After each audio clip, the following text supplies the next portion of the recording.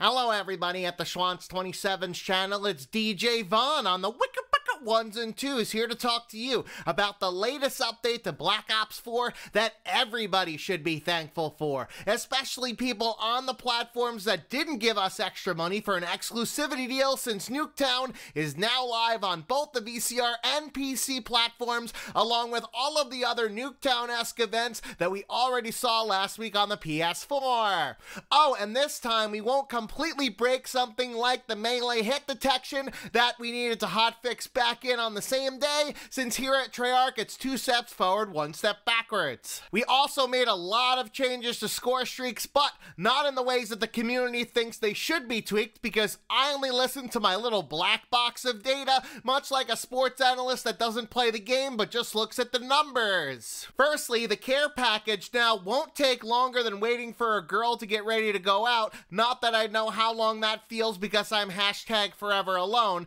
and we've adjusted the roll on the spray paint can that you throw out in order to mark the package spot so that it won't get accidentally delivered to the house down the block. Thanks, UPS. Now that we've got the only positive improvements about streaks out of the way, let's hit you with the bad news. Instead of actually buffing the streaks to make them not be as weak as Trump's response to Saudi Arabia for killing a journalist, we adjusted the scores so that this way you know what you're in for when you equip them, yet you're going to be disappointed anyways and are somehow still more overpriced than what's in the black market, and more on that later. The following values are without the ComSec device that nobody ever uses, so it's not even worth pointing out the difference. The Dart was lowered to 450 points, the RCXD was then raised to 500 points, the Lightning Strike goes from 900 to 850, the Sentry Gun lowered from 950 to 900, thus the Hellstorm goes up from 850 to 950, since it's the only score streak that actually resembles a reward in our game.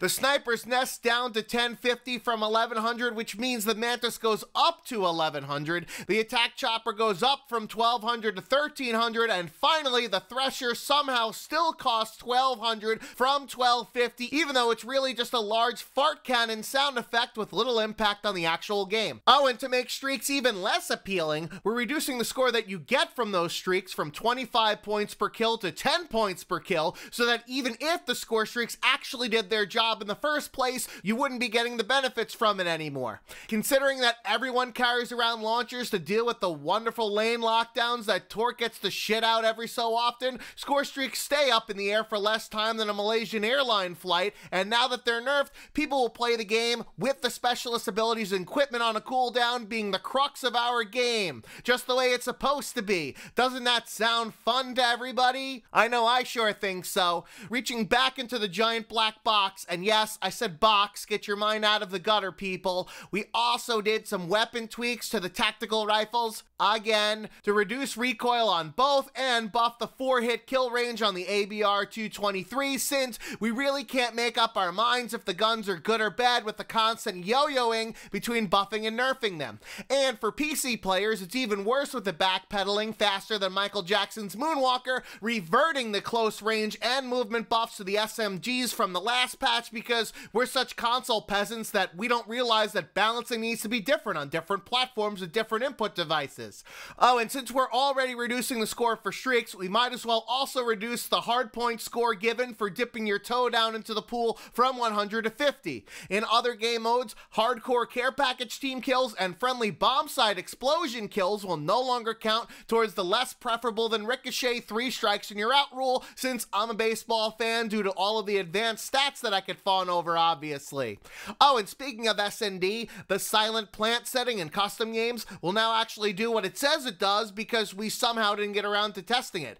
Maybe if we didn't fire so many QA people over taking their already delayed to the point of being against the law lunch break. Lastly, in modes, we're adding a TDM 100 playlist to the featured category, even though the past several Call of Duty games have done TDM with a 100 score limit, yet we somehow know better in this game with maps that are designed for 5v5 yet has 12 players in the lobby for that mode. And since we released the game a month early to get out ahead of Red Dead Redemption 2 to give us the title of most sales in October, even though we had about a week or so head start, we're now finally getting around to starting to fix crashes in both multiplayer as well as 70 plus additional fixes for zombies that we list out all in a grocery style format. Patch notes are in the description of the video. We're also making the clan tag and kill counter on weapons more visible to entice people to actually prestige their weapons in order to inflate the artificial RPG grind in our game, since you can't do the same for character outfits like you could in Black Ops 3. Speaking of character outfits, one of our designers leaked 2 upcoming items to play dress up with an FPS with Ajax and Seraph,